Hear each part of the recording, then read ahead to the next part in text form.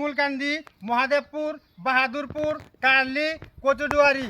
আমার প্রিয় দেশবাসী, আমি আজকে এই মুহূর্তে আছি আমার নেত্রকোনা ডিস্ট্রিক্টের 10 নং ইউনিয়নের সরপাড়া এবং কার্লির মধ্য দিয়ে যে একটা দেখেন ভাই, ওই কালটা অনেক দিন আগে থেকে ছিল, কিন্তু এখন এই কালটা পতিত হয়ে গেছে, মারা গেছে। প্রায় 1.5 কিলো থেকে 2 কিলোমিটার হবে চিকারকুলি কাল।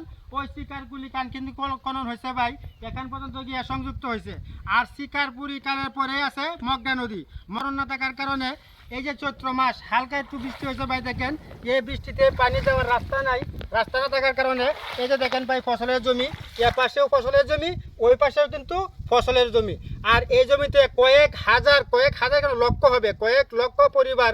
ওই যে মাঠ আছে, এই মাঠের ভাই ইদানিং কয়েক বছর যাবৎ এই ফসলটা কিন্তু ওই খালটা খনন না থাকার কারণে এখানে হাজার হাজার লক্ষ লক্ষ টন ধান নষ্ট হয়। আমি নিজে এর ভুক্তভোগী ভাই।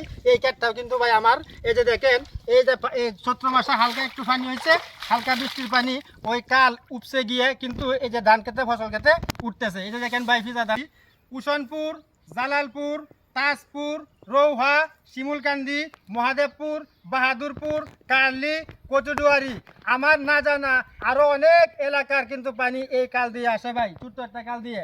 আর এই কালটা এখনো কিন্তু দেখেন ভাই পানির স্রোত, ওই যে স্রোত দেখা হয়ে গেছে, পানি কিন্তু দেওয়ার রাস্তা নাই। এই যে দেখাচ্ছি আপনাদেরকে, এই যে দেখেন ভাই এই যে ধান ক্ষেত, এই যে ধান ক্ষেতে কতটুকু পানি, অথচ 1 ফুটা পানি থাকলোই না যদি কালটা খনন করা থাকতো ভাই। আমার বাংলাদেশ সরকারের প্রতি অত্যন্ত বিনীতভাবে আবেদন থাকবে এবং কৃষি অফিসার ভাইদের প্রতি আমার আবেদন থাকবে, আপনারা যদি এরকম কাজের উৎসাহ দিতেন সরকারকে, আপনারা কৃষিকাজ করেন, কৃষির সাথে সম্পৃক্ত, কৃষকদের সহায়তা করেন, এটা কি কৃষকের সহায়তা একটা কাজ না? আপনারা কি কোনোদিন এই কাজটাকে পরিদর্শন করে সরকারের কাছে আবেদন করেছেন? বলতে পারবেন? আমার নেত্রকোনা ডিস্ট্রিক্টের যত কৃষি অফিসার ভাইরা আছেন সবার কাছে অত্যন্ত বিনীতভাবে আবেদন, আপনারা অতি তাড়াতাড়ি ওই কাজটা খনন করে এই কালটার পানি সেচ ব্যবস্থা করে শেষ করে আমার এই লক্ষ লক্ষ হাজার হাজার কৃষকের পানের প্রতি একটু নজর দেন ভাই।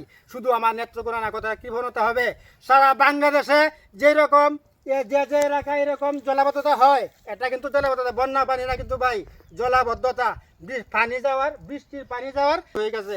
এই অকেজু হওয়ার কারণে ভাই লক্ষ লক্ষ মানুষ এই ফসলি জমি থেকে ধান উত্তোলন করতে পারে না। এখন বুড়োর সিজন, একটা আমন সিজনও কিন্তু এরকম হয়, এই জায়গাটা তলিয়ে যায় শুধু খালি পানি না যাওয়ার রাতে।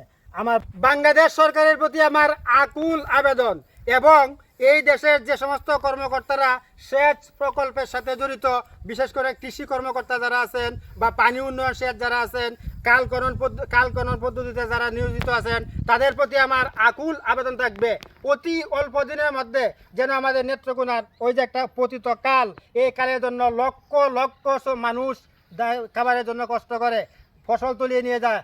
আমি নিজে এটা একটা ভুক্তভোগী, ওই জায়গাটা ভাই আমার, আমি নিজে এটা ভুক্তভোগী।